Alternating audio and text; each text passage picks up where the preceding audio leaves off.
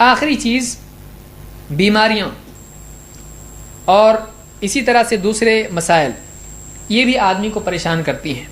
لیکن ایک آدمی اس کے حل میں یہ کرے کہ وہ یہ سوچے کہ جو بھی بیماریاں جو پریشانیاں آتی ہیں وہ اللہ کی طرف سے آتی ہیں، اس کو ہم ٹال نہیں سکتے تھے، اگر یہ آئی ہے تو آئی ہے، اس پر راضی ہو جائے، یہ آدمی کو سکون دیتی ہے۔ اللہ کے نبی صلی اللہ علیہ وسلم فرماتے ہیں لِكُلِّ شَيْءٍ حَقِيقَةٌ وَمَا بَلَغَ عَبْدٌ حَقِيقَةَ الْإِيمَانِ حَتَّى يَعْلَمَ أَنَّ مَا أَصَابَهُ لَمْ يَكُنْ لِيُخْطِئَهُ وَمَا أَخْطَأَهُ لَمْ يَكُنْ لِيُصِيبَهُ۔ آپ فرماتے ہیں کہ ہر چیز کی ایک حقیقت ہوتی ہے، اور بندہ ایمان کی حقیقت اس وقت تک نہیں پا سکتا ہے جب تک کہ وہ یہ نہ سمجھ لے، یہ یقین نہ کرے کہ جو چیز اس کو پہنچی ہے، بھلائی برائی تکلیف، وہ چوکنے والی نہیں تھی، اور جو چیز تکلیف اس کو نہیں پہنچی ہے وہ اس کو پہنچنے والی بھی نہیں تھی۔ اگر ہمارا یعنی ایکسیڈنٹ ہو گیا ہے تو یہ ایکسیڈنٹ چوکنے والا نہیں تھا، ہو نہیں والا تھا، اور اگر یہ چوک گیا نہیں ہوا تو یہ کبھی ہونے والا نہیں تھا۔ اگر آدمی ایسا سوچتا ہے تو اس کے لیے مطلب ہمت پیدا ہوتی ہے، ورنہ کوئی آدمی گاڑی نہیں چلا سکتا ہے کہ ایک آدمی کو یہ چاہیے کہ خامخواہ آنے والے پرابلمس کے لیے پریشان نہیں ہو، کبھی بیمار ہو گیا تو کبھی کینسر ہو گیا تو کبھی یہ ہو گیا تو کبھی وہ ہو گیا، تو خامخواہ کی فکریں کر کے آدمی پریشان ہوتا ہے، ایسا نہ کرے۔ دوسری چیز اللہ سے دعا کریں۔ اللہ کے نبی صلی اللہ علیہ وسلم فرماتے ہیں لا تتمنوا لقاء العدو وصلوا اللہ العافیہ، دشمن سے مٹ بھیڑ کی تمنا نہ کرو بلکہ اللہ سے عافیت ہی مانگتے رہو۔ آدمی کو چاہیے کہ وہ اللہ سے عافیت کی، بھلائی کی، راحت کی دعا کرتا رہے۔ اسی طرح سے آدمی، میں تفصیل میں دلائلیں ذکر کر رہا ہوں، اشارے دے رہا ہوں، ایک آدمی اگر اس کو کوئی تکلیف اور غم ہے،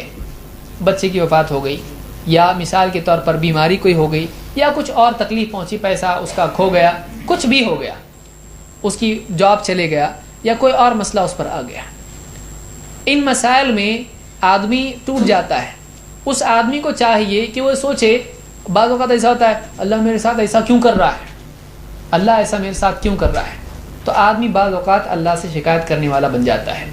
تکلیف کے حالات میں آدمی یہ سوچے کہ اللہ تعالیٰ نے کیا کچھ مجھ کو پاسٹ میں دیا ہے، اگر کوئی پریشانی اس پر آئی ہے وہ یہ سوچے کہ پاسٹ میں اللہ نے کئی طرح سے میری مدد کی ہے، تو آج بھی اللہ تعالیٰ ہو سکتا ہے میری مدد کرے، اللہ تعالیٰ سے اس کا تعلق جڑے گا۔ کئی پرابلم ایسے مجھ کو آئے لیکن اس میں سے میں نکلا، تو آج یہ پرابلم آیا ہے، اس میں سے بھی انشاءاللہ میں نکل جاؤں گا۔ اس طرح کی ہمت والے خیالات اگر آدمی کے اندر ہوں تو اس کے لیے نکلنا آسان ہو جاتا ہے۔ اسی طرح سے آگے کے جو وعدے ہیں کہ ایک آدمی اگر صحیح جیتا ہے، اللہ کو راضی کر کے جیتا ہے، صحیح اصولوں پر زندگی گزارتا ہے، دنیا میں اور آخرت میں وہ کامیاب ہوگا۔ جو اللہ کے وعدے ہیں ان پر آدمی نگاہ رکھے، تو ماضی میں، پاسٹ میں اللہ کی مدد اور فیوچر میں اللہ کے پرومسز، وعدے، ان پر نگاہ رکھنے سے آج کی تکلیف ہلکی ہو جاتی ہے، اس کو ڈیل کرنا آسان ہو جاتا ہے۔ اسی لیے آپ دیکھیں اللہ تعالیٰ نے نبی صلی اللہ علیہ وسلم کے غم کے دنوں میں، تکلیف کے دنوں میں آپ کو جو باتیں بتائی ان میں سے یہ تھا کہ آخرت آپ کے لیے دنیا سے بہتر ہے۔ دنیا میں آپ کو لوگ ستا رہے ہیں، سچائی کی دعوت دینے پر آپ پریشان نہ ہوں، مرنے کے بعد کی جو زندگی ہے، آخرت کی زندگی میں آپ کے لیے اچھا ہی اچھا ہے۔ دنیا میں تکلیف پر ٹوٹیے مت، آخرت میں آپ کے لیے راحت ہے۔ اور اسی طرح سے اللہ نے بتایا کہ کیا آپ ایسا نہیں ہوا کہ آپ یتیم تھے، اللہ نے آپ کو رہنے کے لیے گھر دیا، اور آپ کو پرورش کے لیے لوگ دیے، آپ کو مطلب پناہ دی، آپ اسی طرح سے آپ کو حق معلوم نہیں تھا، اللہ نے آپ کو حق دیا، اسی طرح سے آپ کو اللہ تعالیٰ نے مالی اعتبار سے یا کسی اعتبار سے محتاج پایا، اللہ نے آپ کو مالدار کر دیا۔ کیا پاسٹ میں اللہ نے آپ کی مدد نہیں کی؟ آپ تکلیف میں پہلے بھی رہ چکے، پہلی بار آئے تکلیف میں نہیں، اس سے پہلے کئی آپ کے پرابلمس تھے، اللہ نے آپ کے پرابلم سالو نہیں کیے نا، تو یہ بھی کر دے گا۔ آپ کیوں ٹوٹ رہے ہو، آپ کیوں پریشان ہو رہے ہو؟ تو ایک آدمی پریشانی میں سوچے کہ پاسٹ میں اللہ نے کئی بار میری مدد کی تو اب بھی کرے گا، تو اس میں ہمت بڑھتی ہے۔ اسی طرح سے ایک آدمی دوسروں کو دیکھے کہ دوسروں کی تکلیفیں، اگر آج میرے پاس جیب میں کچھ نہیں ہے تو کسی کے پاس جیب ہی نہیں ہے، اس کے پاس کپڑے بھی نہیں ہیں۔ میرے پاس اگر کوئی چیز کم ہے، دوسرے کے پاس اس سے بھی کم تر ہے۔ میں اگر آج صحت مند ہوں، کوئی ایسا ہے جو بستر پہ پڑا ہوا ہے، اگر آدمی اپنے سے کمتر کو دیکھتا ہے تو اس کے پاس جو تکلیف آئی ہے مالی اعتبار سے، جسمانی اعتبار سے، اس تکلیف کو، اس سے نمٹنا، اس کو برداشت کرنا آسان ہو جاتا ہے۔ اللہ کے نبی صلی اللہ علیہ وسلم فرماتے ہیں اذا نظر احدکم الی من فضل علیہ فی المال والخلق، جب تم میں سے کوئی ایسے آدمی کو دیکھے جو مال یا جسم کے اعتبار سے خوبصورتی میں اس سے بڑا ہوا ہے، فلینظر الی من هو اسفل منہ، تو وہ کسی ایسے کو بھی دیکھ لے جو اس سے کم ہے۔ ہم اپنے سے اوپر والے کو دیکھتے ہیں تو غمگین ہو جاتے ہیں، اس کے پاس اتنا سب کچھ ہے میرے پاس نہیں۔ آدمی تھوڑا نظر پھیر کے دیکھے گا دوسری طرف، اس کو ایسا بھی کوئی دکھائی دے گا کہ اس کے پاس اس سے بھی کم ہے۔ تو ایک آدمی جو دوسروں کو دیکھ کر، دوسروں کے پاس کیا کیا ہے دیکھ کر غمگین ہوتا ہے، اس کو چاہیے کہ اپنے سے کمتر کو دیکھے تاکہ اس کے اندر شکر پیدا ہو۔ اسی لیے آپ نے فرمایا فَهُوَ أَجْدَرُ أَلَّا